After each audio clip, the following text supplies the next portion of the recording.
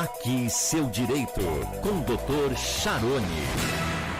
Boa tarde, que bom estar aqui com vocês mais essa quinta-feira, aqui no nosso programa Aqui Seu Direito, 16 de março de 2023, e aqui nós estamos para poder passar para vocês informações, entrevistas interessantes, tudo que o ouvinte precisa saber para ter mais informações a respeito do seu dia a dia, na cidade, no estado, no Brasil.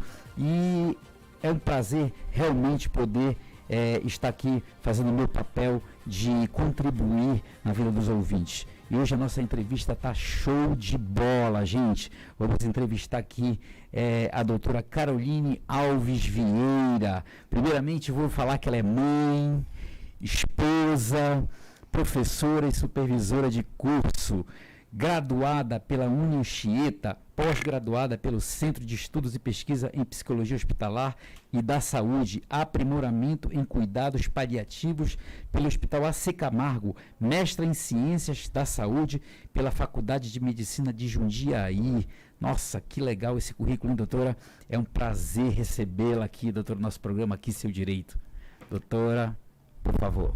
Boa tarde a todos, o prazer é meu em poder falar dessa profissão, que é uma profissão linda e que muito tem a contribuir com todas as pessoas.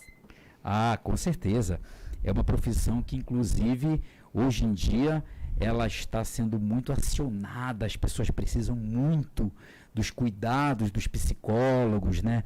E iniciando por aí, doutora, aqui para o nosso ouvinte ter um conhecimento amplo e também para aqueles que procuram, que dizem assim, eu preciso ir a um psicólogo, preciso mandar um familiar a um psicólogo e tal, eu pergunto para você, o que é que o psicólogo faz, doutora? E o psicólogo faz um monte de coisa, né? Na verdade, a profissão de psicólogo, ela pode estar inserida em vários contextos. A gente tem o contexto organizacional, que é na contratação, treinamento e desenvolvimento das pessoas, na saúde ocupacional, na saúde do trabalhador, dando suporte, trabalhando em grupo, auxiliando os trabalhadores e os gestores na condução desse trabalho. O psicólogo ele pode estar inserido dentro das ONGs, né, desses espaços, lidando no CRAS, no CREAS, inseridos aí na assistência social do município, dos municípios de maneira geral. Entendi. O psicólogo ele pode estar inserido dentro dos consultórios e normalmente quando a gente pensa na psicologia a gente imagina, né, aquela cena de consultório onde tem um divã, o terapeuta posicionado atrás do divã e seu paciente pode também nesse contexto. O psicólogo está inserido dentro do hospital, né? E hoje a gente vai falar um pouquinho sobre isso. O psicólogo está dentro das universidades como professor, atuando e formando pessoas, enfim. É uma infinidade de possibilidades aí para a atuação do psicólogo. Nossa, que legal. E, doutora, tinha sempre aquela questão da pessoa dizer no passado, né? Você tem que procurar um psicólogo. Aí a pessoa dizia, olha, para com isso, tá pensando que eu sou... louco? Que eu sou louco, que eu não estou bem da cabeça, alguma coisa assim. E se falasse psiquiatra, pior ainda. Mas aí parece que essa cortina caiu, né, doutora? A gente ainda escuta. Então, é um estigma que a gente, através da orientação, da informação, vem diminuindo com o tempo, mas em algumas situações a gente ainda encontra esse tipo de fala, não, eu não preciso do psicólogo, eu não estou maluco. Né? Tido como o psicólogo era acionado quando tinham casos mais graves, né? O que eles identificavam como uma loucura? Era aquele paciente que tinha um transtorno mental grave. Quem de nós nunca teve um problema, uma crise, ou uma situação em que gostaria de mudar algum comportamento, alguma forma de se relacionar e teve dificuldade, né? Então, o psicólogo, ele atua também na mediação de conflitos e não necessariamente apenas nesse contexto onde a gente tem um transtorno mental grave. Entendi. Inclusive, tem gente que tem vergonha de dizer que vai para terapia, né? Na hora que vai, inventa, diz que é uma outra coisa. Diz que um vai segredo. É um segredo. Faz a terapia. Não, vou para terapia. Não, fala que vai para um compromisso. Exatamente. Tem vergonha de dizer. Então, realmente, ainda vemos isso hoje em dia. pessoas que têm esse receio de falar e achar que pode ficar constrangido de saber que a outra pessoa está indo para uma terapia, alguma coisa nesse sentido. É uma pena, mas se Deus quiser, esse obstáculo futuramente vai ser vencido aí, a gente não vai poder dizer para todo mundo, porque eu acho que, no meu ponto de vista, doutora, todo mundo precisa de terapia. Todo mundo, em alguma situação você precisa de terapia. Que no meu ponto de vista também, o psicólogo, ele é um profissional ao qual eu tô fazendo uso dos serviços dele para poder me ajudar a ter uma visão de uma determinada situação que eu esteja passando e ele me ajudar a entender aquilo e organizar minhas ideias. Exatamente. Não é isso? A grande função é tornar o paciente o seu próprio terapeuta, né? Empoderá-lo de ferramentas para que ele consiga, nas situações do dia a dia, ter melhores respostas diante das situações estressoras. Ah, entendi. O psicólogo decide pelo paciente, doutor? De jeito nenhum. O psicólogo, ele é um mediador. Ele é como se fosse um espelho que recebe aquilo que o paciente está depositando, traduz e ajuda com que o paciente compreenda as alterações, né, ou aquilo que ele precisa modificar e busca estratégias diferentes de enfrentamento para situações em que ele não tem conseguido vivenciar de maneira adaptativa. Olha só que legal. Então eu vou dar um alô aqui para o pessoal do Instagram. Nós estamos ao vivo aqui no Instagram e também no YouTube, aqui da Rádio Difusora de Jundiaí. Doutora, só dê uma olhadinha ali para a câmera, que nós estamos ao vivo aqui para o pessoal, com essa entrevista maravilhosa com a doutora Carol Alves Vieira, psicóloga, e também hoje trabalha, né, doutora, atualmente na coordenação do NAC. Sim. E também da psicologia do Hospital São Vicente de Paula aqui em Jundiaí. Isso. Confere, doutora, é isso? Isso mesmo. Tá. E, doutora, eu pergunto o seguinte, o que faz o psicólogo hospitalar? Ele atua na mediação da relação, né? Paciente, familiar e equipe. Ele é um mediador, ele é alguém que tenta desatar os nós diante da situação em que o paciente se encontra. Muitas vezes o paciente, ele interna e ele tem uma série de questões que foram alteradas por conta do processo de adoecimento e hospitalização, né? A identidade, a questão das roupas, dos objetos pessoais, o horário de visita. Existem algumas restrições necessárias para que o paciente, para que o hospital se organize e consiga dar uma assistência humanizada, um cuidado e manter a dignidade dos seus pacientes. Então, existem, dependendo da unidade em que o paciente se encontra, algumas restrições de horário de visita, horário de acompanhamento, horário da informação médica, os exames, existe a equipe passando boletim médico, outros profissionais atuando ali para poder auxiliar no cuidado desse paciente e na deshospitalização mais rápida e segura para o paciente. Olha só, que legal. Doutora, quando o paciente dá entrada no hospital, ele já recebe algum suporte da psicologia? Existem pacientes que sim, existem pacientes que não. A equipe de psicologia ela é acionada mediante um pedido de um profissional da equipe. Então, a equipe identificou algum fator de fragilidade, algum fator estressor importante para o paciente ou dificuldade de adaptação. Então, a nossa equipe é acionada. Hoje, o Hospital São Vicente conta com 8 psicólogos hospitalares. Então, nós temos cobertura para o hospital todo. Eles são divididos por referência. Então, a equipe assistencial, ela sabe quem acionar, quando acionar. Se, porventura, aquele psicólogo não está no momento, a gente tem uma situação onde precisa da intervenção de mais de um psicólogo, o próprio profissional, ele aciona e já passa a demanda para a gente. Por exemplo, acidente com múltiplas vítimas, às vezes precisa da intervenção de mais de um psicólogo, né? Um só não consegue organizar a demanda. Então, a gente trabalha muito nesse sentido, um apoiando o outro, um auxiliando o outro e sempre pelo acionamento, as clínicas que o psicólogo não fica fixo, ele é acionado mediante um pedido de interconsulta. Entendi. Agora vamos entrar aqui numa situação bem delicada. Graças a Deus a pandemia da Covid-19 já passou. Pelo menos eu entendo assim, né? Já passou o pior, já passou. Agora nós temos as vacinas aí, bivalente, e estamos aí no combate agora da prevenção, do tratamento para que as pessoas não sejam novamente infectadas, né? Durante esse período, doutora, da pandemia da Covid-19, como foi a atuação da psicologia dentro do Hospital São Vicente, que é um hospital referência da região, que é, eu posso dizer que o São Vicente é considerado um hospital escola, e eu quero saber como foi a atuação da equipe da psicologia diante daquele caos. No início, ninguém sabia direito como seria, quais eram os processos necessários, como a gente se organizaria em termos de equipe para poder dar suporte a esses pacientes.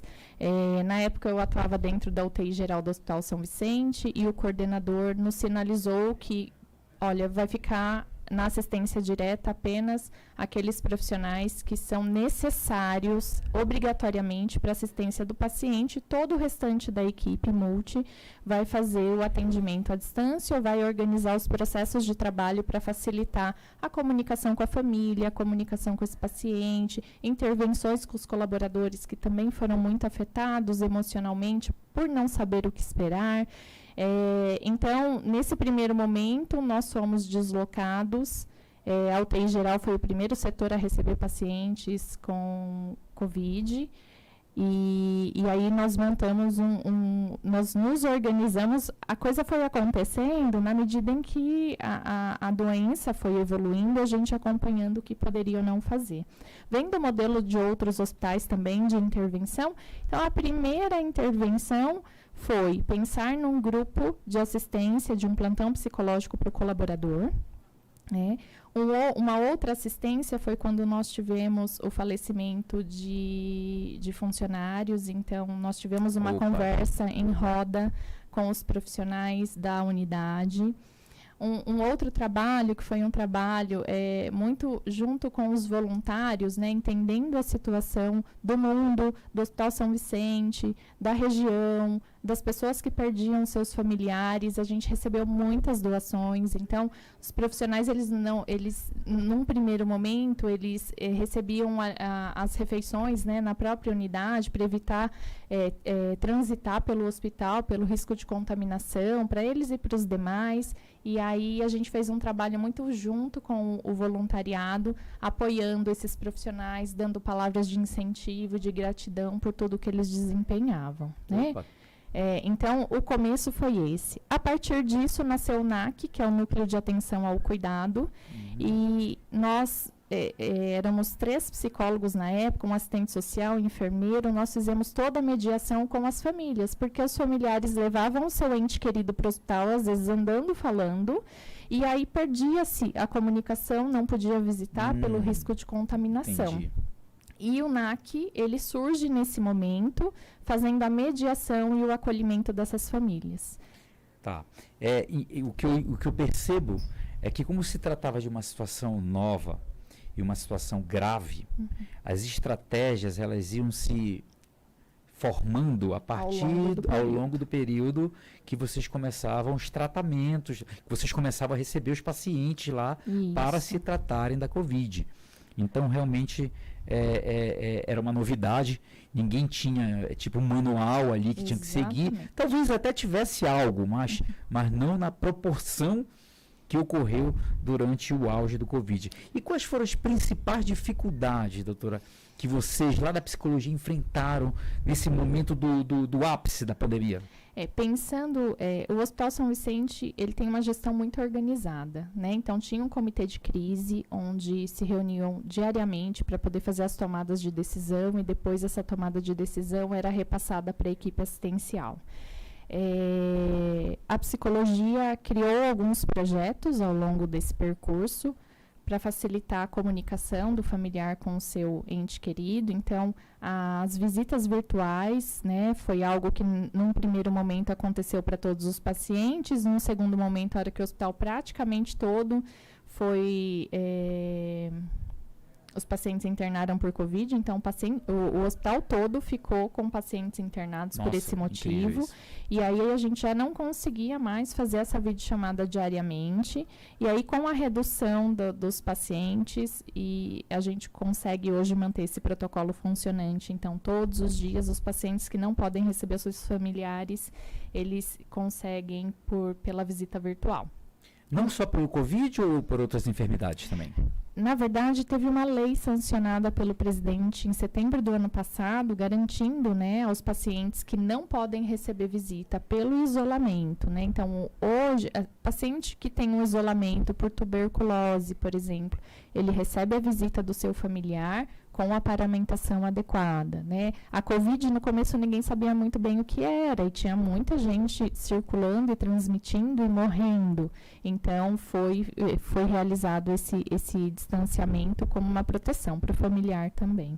Né? Hoje ainda acontece a videochamada, e o que a gente percebeu como maior dificuldade, né? Respondendo a sua segunda pergunta. Os pacientes internavam andando, falando, com uma dificuldade respiratória, e muitas vezes morriam. Nossa, incrível isso. E aí o familiar não podia vê-lo, porque não podia visitar, o caixão era lacrado e o ritual não acontecia, o ritual de despedida. Então, para nós da psicologia, uma das maiores dificuldades enfrentadas durante esse período e uma preocupação gigantesca que surgiu foi: se não ritualizar, como vai ser a elaboração do luto desse familiar? Será que nós não teremos um outro paciente? Então, novamente, no meio desse processo, nós criamos um protocolo de visita humanizada, que é garantir ao familiar, quando esse paciente vem apresentando sinais de dificuldade de recuperação e de risco de morte iminente, o médico que faz essa avaliação, o médico que aciona esse protocolo, a gente convoca o familiar, o médico explica o que está acontecendo e a equipe da psicologia acompanha esse familiar à beira-leito para ritualizar essa despedida, se assim for o desejo dele. Apenas um familiar era possível entrar? Tivemos várias situações, né? Então, onde tinham conflitos familiares, que a gente teve que fazer uma mediação, exatamente. Normalmente, eles compreendiam e se adequavam ali àquele processo. Mas o nosso protocolo permitia de 1 a 2 familiares para ritualizar isso em nome dos demais, né? Isso no auge, tá? Naquele momento em que era muito difícil, a gente via muitos mortos e os familiares em sofrimento por não conseguir fazer essa despedida. Eu recebi uma informação que o prefeito de Jundiaí, o prefeito Luiz Fernando, inclusive foi um dos incentivadores nessa questão da videochamada, né? E nessa questão da humanização, essa questão da despedida, e teve também até uma questão dos aniversários também, salvo engano, né? E isso foi muito positivo, foi uma iniciativa muito boa do prefeito, do nosso prefeito aqui de Jundiaí. É louvável essa atitude. E como funcionava, doutora, essa questão do aniversário? Como era que vocês faziam isso? Porque, assim, a gestão, de maneira geral, é uma gestão que nos apoia demais nos projetos, nas iniciativas, nas ideias, né? A equipe é uma equipe que pensa junto, que cresce junto, que discute junto, que discorda junto, enfim. Então, todas essas propostas, todos esses protocolos foram pensados, instituídos, às vezes encabeçados por um ou outro da nossa equipe. E, a partir de tudo que a gente viveu, a gente aprendeu algumas coisas e acho que a gente sempre vai aprender, né? A ação do aniversariante, ela já existia no Hospital São Vicente. Certo. Ela existia num outro formato. Então, tinha um cartão e um balão que era colocado como sinalização de que aquele paciente estava aniversariando na data da internação. E nós demos uma repaginada, né? Com o apoio de uma das nossas psicólogas, ela desenvolveu o projeto. E hoje nós temos a parceria da nutrição, que elabora um bolo todo decorado, diferente, o balão, um cartão personalizado. Ou seja, não passa em branco o aniversário, né? Só passa em branco se o paciente não comemorar. Então, a gente respeita as diferenças. Existem crenças religiosas que não comemoram, né, o aniversário. Tem paciente que não gosta de comemorar o seu aniversário e tem paciente que está muito desconfortável para comemorar o seu aniversário. Mas também tivemos situações muito positivas em que foi o último aniversário.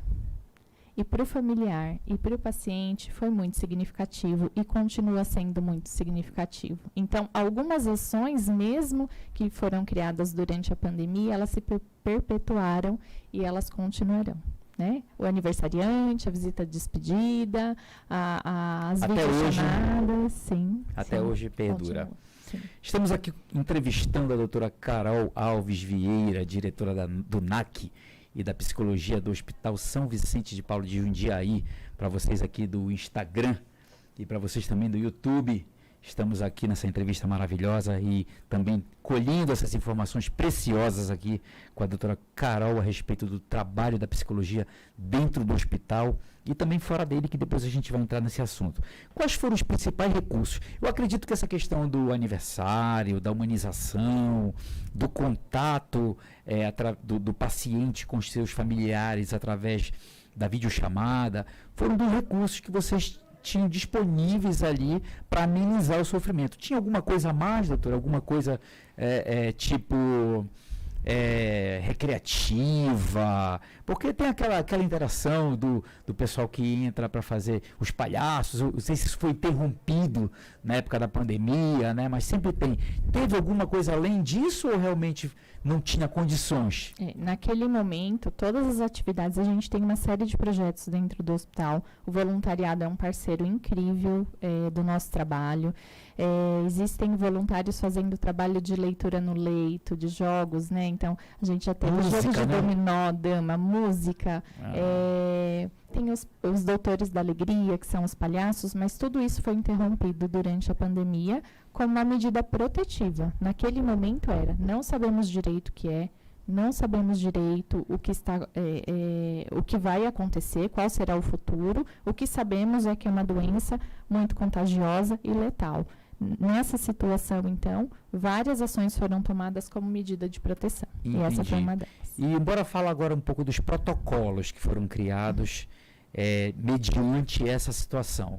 Como foi que se portou? Como foi elaborado esse tipo de protocolo? Funcionou efetivamente? Então, como eu estava aqui conversando com vocês, né? A gente teve o protocolo da visita humanizada, que é esse onde o familiar ele é convocado e tem todo um passo a passo, a importância desse protocolo para ritualizar essa despedida, para dar sentido, para concretizar o processo que está acontecendo para o seu familiar e auxiliar na elaboração do luto. Então, envolve toda a equipe multidisciplinar, não é só um protocolo da psicologia. Às vezes a gente tinha algumas questões que fugiam um pouco à regra. Então, o paciente instabilizou, o psicólogo não está no hospital, então a gente vai precisar adaptar para poder fazer isso acontecer, para que o familiar consiga poder se despedir. O protocolo da visita virtual, ele foi se adaptando à medida em que se tornou lei. Né? Então, nós tínhamos a prática, nós tínhamos o nosso protocolo interno, mas a partir desta definição, nós começamos a cumprir rigorosamente o que a lei determina para a gente. Recebíamos muito material do Brasil todo, víamos muito o que estava acontecendo fora. Teve a iniciativa de um médico e de uma psicóloga no hospital com prontuário afetivo, que é um prontuário com características pessoais daquele paciente. O paciente está entubado, sedado, não fala, né? A equipe está ali com aquele paciente naquela condição. Quem é esse paciente? Então, é uma iniciativa que também foi repaginada.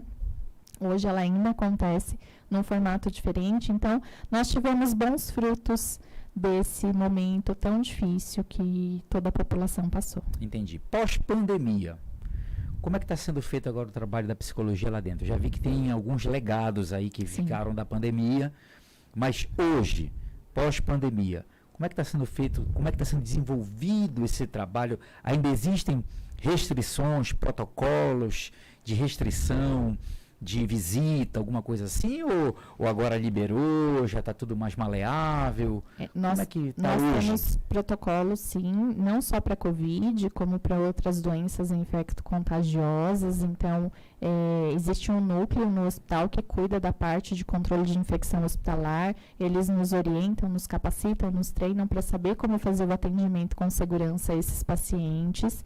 Alguns pacientes, mesmo pacientes com doenças infecto-contagiosas, familiares foram liberados para poder permanecer um tempo com aquele paciente, porque o paciente entra em delírio, um familiar presente é um fator protetivo para a diminuição da incidência desse problema tão grave. Então, sim, tivemos hoje, entendendo o que entendendo os números, com uma diminuição considerável, a gente consegue flexibilizar dentro de uma segurança, sempre orientado pela equipe de infecção hospitalar sobre o que podemos ou não fazer com segurança para o familiar e para o paciente. Entendi. Qual seria hoje a principal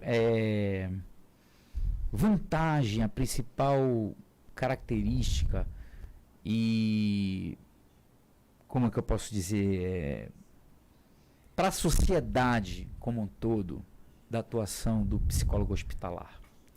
Para a sociedade. De maneira geral, tanto para a equipe, quanto para o paciente, quanto para o familiar, né? Nós temos ações ali diretas com essa tríade, né? Com esses profissionais, com esse paciente, com esse familiar, e temos ações voltadas à comunidade. A nossa ideia é proporcionar conhecimento, levar conhecimento, dizer, é um hospital incrível, com práticas incríveis, profissionais excelentes, e fica nas paredes do hospital. Então, a nossa ideia é transbordar isso para a nossa sociedade. Já há 2 anos acontece a Semana da Psicologia para um público externo, acontece eventos da fisioterapia, da nutrição, serviço social, enfermagem. A gente, ano passado, foi o primeiro encontro multidisciplinar, que a gente compartilhou o saber da UTI para a comunidade, para os inscritos. Então, a nossa ideia é poder compartilhar, sim, tudo o que a gente tem de prática dentro do hospital, poder mostrar os números, o NAC com as informações de redução de internação, enfim, com as boas práticas.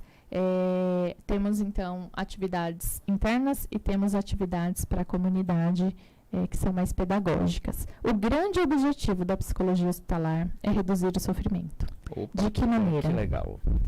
Auxiliando o paciente, sendo a voz desse paciente quando ele não puder transmitir, quando ele não puder se expressar, ajudando essa família a enfrentar, a elaborar aquilo que é muito difícil de ouvir e ajudando o profissional da saúde na condução e definição das estratégias com esses dois. Entendi. Agora vamos passar para uma pergunta mais direcionada à doutora Carol. Certo. Como isso tudo afetou a sua vida? Como foi lidar com isso e sair de lá daquela realidade, daquele caos e dizer, agora eu vou ter minha vida? Como funcionava isso, a cabeça de vocês? Na verdade, é tudo junto, né? Não tem como separar. Eu tinha um bebezinho pequeno na época, e aí ninguém sabia. Então, você não pode voltar para sua casa, você precisa tomar banho, esperar tantos dias, fazer isso. Eu amamentava, enfim. Mas isso não impediu que eu tivesse ali no bastidor, porque eu fiquei bem no bastidor, para ser, assim, compartilhar com vocês, né? Eu fiquei muito mais na questão estratégica, pensante, nessa questão do NAC, na criação de uma estrutura, exatamente, do que a beira-leito. Então, tinha uma equipe inteira à beira-leito, que cansou, que chorou, que teve medo, que se estressou, que brigou, que conversou, que se apoiou, enfim. Então, nós tivemos tudo ao mesmo tempo e eu falo que a minha vida, boa parte da minha vida toda não, mas boa parte da minha vida é voltada para o trabalho. Eu sou apaixonada por aquilo que eu faço, eu acredito naquilo que eu faço. E foi difícil, mas foi necessário, né? Então, tinham as inseguranças, sim, mas, volto a dizer, a gente tinha um comitê de crise no hospital que apoiou, que amparou, que deu segurança, que nos empoderou e que ouviu o que a gente tinha para dizer. Ou seja, vocês tinham um suporte também pessoal ali, né? Porque para saber tocar a vida do lado de fora também, talvez, né? Porque você sai daquele local onde tantas mortes por dia. Eu não sei dizer, mas teve uma época que o São Vicente praticamente ficou todo somente Covid. Sim. São aproximadamente 230 leitos, isso, e ficou aí todo tomado por Covid. Sim. Então, ali, durante o dia, eram várias mortes que aconteciam. E aí você está lidando com a morte no dia a dia. Tudo bem que você que trabalha no hospital, você tem que estar acostumado com esse tipo de realidade. Que é saber lidar com a vida e com a morte, porque tem os que nascem também. Apesar que lá não é maternidade, Sim. mas a gente sabe que no hospital, na maternidades e hospitais nascem crianças e morrem pessoas. Então, você lidar com aquele índice elevado de mortalidade e depois sair de casa e vou tomar um café. Entendeu? É complicado, né, doutora? É complicado isso. Vou sair de lá e vou assistir um filme. Eu sei que tudo bem, os cinemas inclusive estavam fechados, mas você chega em casa e como é que a vida continua ali, né? Diante daquilo que vocês estavam... Se a gente que estava do lado de fora ficava numa situação talvez até meio que depressiva, só de ver os noticiários, imagina quem estava lá dentro. Então, como é isso, doutora? Sair de lá e de repente, acabei de sair, tiveram 20 óbitos hoje à tarde, eu saio de lá, vou para o supermercado. A vida fez uma pausa, né? Todo mundo precisou se adaptar à nova realidade. Então, a gente o tempo todo foi convidado a pensar sobre a vida e sobre a finalização dela.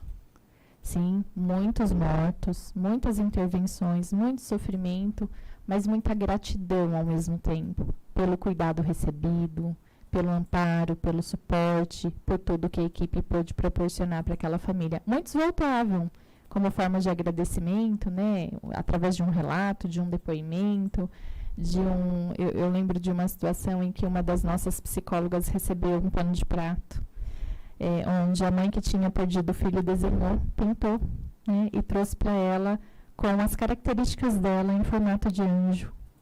Então, mesmo na dor, aquele familiar grato por perceber que tínhamos feito tudo, né, enquanto equipe, enquanto hospital, enquanto sistema de saúde, e a vida de todo mundo foi modificada. Então, o tempo todo era assim, quais são as minhas escolhas? O que é que eu tenho feito até agora?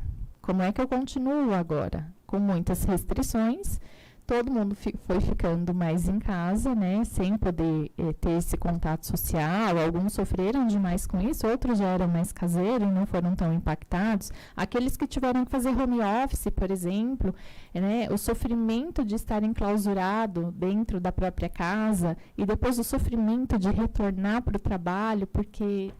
imagina que vai se contaminar ou ouvir os sons de uma sirene de ambulância já era disparador de uma série de sintomas ansiogênicos, enfim. O principal medo estava relacionado a contaminar os nossos familiares. Né? Entendi. E eu acho incrível que não faz muito tempo que nós findamos a pandemia. E o que eu noto, assim, parece que as pessoas esquecem muito rápido. Esquecem muito rápido. A gente vê as aglomerações, a gente vê o carnaval, vê isso e aquilo, shows por aí. E diante de tantas mortes que ocorreram, a gente trazer à tona novamente, através dessa entrevista aqui, tudo que aconteceu agora, num outro momento, é importante. É importante porque, doutora, as pessoas possam se lembrar. Eu não perdi ninguém da minha família, mas tiveram muitas pessoas que perderam pai e mãe. Uhum. Então, é uma lembrança que vale a pena trazer à tona, para a gente saber, fazer uma reflexão daquilo tudo, daquele caos que nós passamos, valorizar as nossas vidas e ter os cuidados necessários para que a gente possa se prevenir de doenças que você pode contrair dentro do ônibus, na rua, no supermercado. Eu lembro que quando eu chegava em casa, eu tinha que colocar as compras assim em cima da mesa e limpar, higienizar tudo. Sabe, eu achava aquilo incrível. Onde nós chegamos, né? Em que ponto nós chegamos? E aí vale a pena, é muito importante a sua vinda aqui e a gente trazer à tona isso para que as pessoas possam relembrar de um passado recente, onde houveram muitas perdas, onde houve muita tristeza, onde houve um caos, onde houve pessoas que realmente perderam filhos e pais e assim por diante, e fazer essa reflexão realmente. Então, por isso que é importante esse tema trazido aqui, e principalmente o papel de vocês, que o papel de vocês é importantíssimo na hora de dar as notícias, de receber o paciente, de fazer aquela humanização. Então, eu valorizo demais o trabalho que vocês desenvolvem. Não só dentro do hospital, mas também no consultório, que é o que a gente vai falar agora, porque eu sei que a doutora Carol também atende em consultório, né? Tem os seus atendimentos particulares. E como é que fica o perfil daquele paciente? Chama paciente, doutora? É paciente? Sim, paciente, né? Sim. O perfil daquele paciente que procura você no consultório pós-pandemia. Traz um trauma, alguns sim, os que tiveram perda, sim, os que não tiveram, tá levando de boa, parece que nem aconteceu. Como é que está isso agora, doutora, lá no seu divã? Não tenho divã. Não tem divã, né? Estou sabendo. Na verdade, as demandas elas foram emergindo na medida em que o processo do adoecimento ele foi acontecendo. Nós, profissionais da psicologia, fomos convidados, né, a fazer as sessões online. Então, nós temos a prática de estar com o nosso paciente, de estar presencialmente, de poder fazer o inquérito, de poder checar com o nosso paciente as demandas. E, de repente, nós tivemos também que nos adaptar pela necessidade que se impunha. Algumas situações isoladas, mais específicas, onde o sofrimento era exatamente pelo isolamento, alguns atendimentos foram presenciais, considerando, né, toda a questão de distanciamento, de uso de máscara, higienização das mãos, enfim. Então, a demanda anterior, a maior demanda de consultório, né, que eu recebo, são demandas relacionadas a conflitos, de relacionamento no trabalho, na relação pessoal, na relação afetiva, enfim, esse tipo de demanda era o que eu mais recebia. Durante a pandemia mudou um pouco o perfil. Comecei a receber pacientes com crises de ansiedade generalizada provocadas pelo excesso de informação, ao número de mortos, ao número de contaminados. Que eu falei, né? A gente ficava deprimido só de ver os noticiários. Exatamente. Então, o que passava no jornal eram notícias do mundo todo a respeito dos números, e ouvir a sirene da ambulância era um disparador de sintomas ansiogênicos. Então, eram sofrimentos relacionados ao processo de isolamento que era necessário naquele momento. Por outro lado, o medo de sair de casa, de se contaminar no elevador, de se contaminar conversando com alguém, de ser o próximo a ter que usar a ambulância. Então, foi um pouco esse perfil de paciente. Pós-pandemia, nós temos o luto, aquele que não foi possível viver, aquele que foi possível viver e dói, e impede a pessoa de voltar à sua rotina. E problemas de relacionamento. Então, nós estávamos falando aí, né? Voltou o show, voltou uma série de coisas. A sensação que me dá é que as pessoas têm pressa por viver, né? Então, hoje o WhatsApp, entendi. Quando a gente vai ouvir um áudio, a gente coloca lá, 2. Já no 2. Daí rapidinho, né? Porque eu preciso resolver isso para ir para a próxima pendência. Então, parece existir uma pressa e talvez um certo desespero de poder viver. Porque a morte foi muito presente. Excesso muito de constante. Futuro, doutora? Não sei se de futuro ou de presente, né? Preciso viver intensamente, porque eu não sei. Alguns por não saber, né? A maioria de nós não sabe como vai ser o nosso futuro. E outros por ter perdido muito. E aí é um start de poder viver tudo na intensidade avançada, na intensidade 2 do WhatsApp. Entendi. A doutora também é professora. Sim. E supervisora do curso de psicologia da Unianchieta. Isso. E eu queria escutar um pouquinho como é seu trabalho lá, como é que você desenvolve esse seu trabalho lá na universidade. A sala de aula sempre foi um grande presente. Eu brinco que estar na cadeira do aluno ou estar na cadeira do professor, né? A construção do conhecimento, ela acontece durante a aula. É um processo incrível, é um processo mágico, em que eu saio de lá com muito aprendizado. Às vezes eu brinco e falo, poxa, nessa aula eu aprendi mais do que transmitir, né? E a disciplina que eu ministro tem tudo a ver com a prática do hospital. Então, é a psicologia no contexto da morte. Então, a gente fala sobre o processo histórico, né, de como era na pré-história, quais eram os rituais e como isso foi se desenvolvendo e o quanto a gente ainda mantém uma série de coisas que lá na pré-história já existia. Um processo de compreensão da influência das religiões na nossa compreensão e no nosso processo de enfrentamento.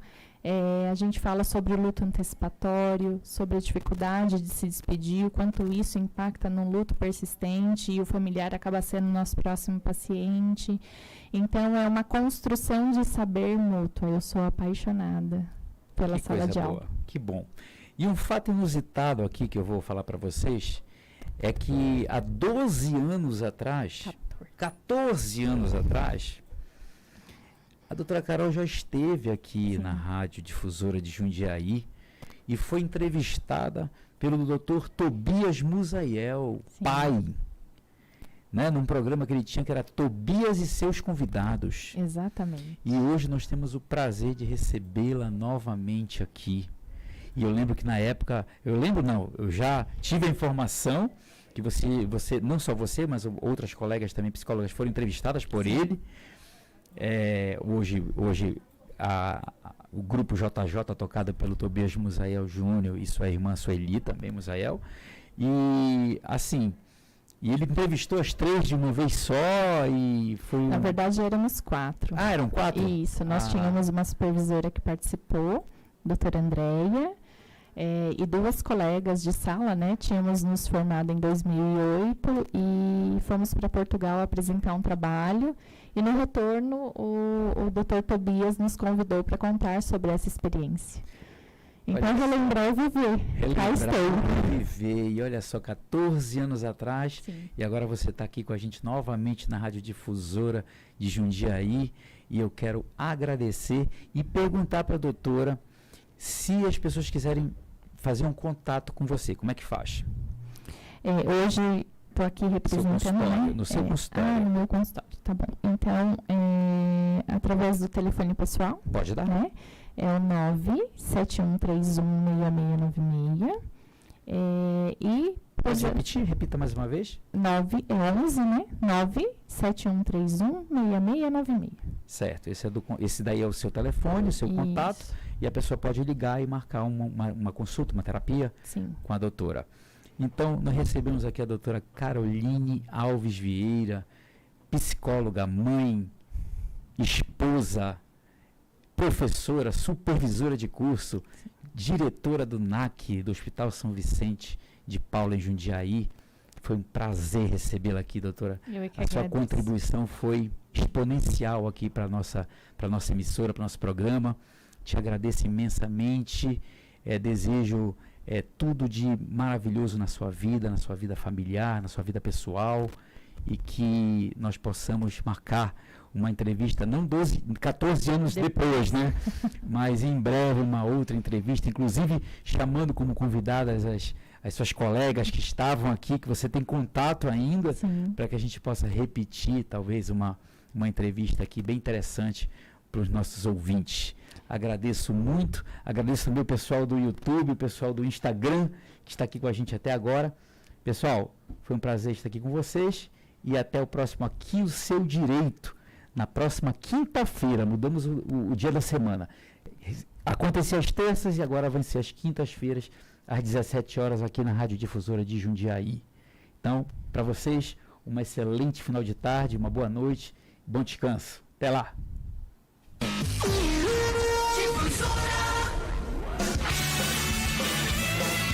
O esporte em destaque. As informações do seu time do coração você confere aqui. De segunda a sexta, no Batendo Bola, às 11h15 da manhã. E no final de tarde, no Show de Bola, às 18 horas.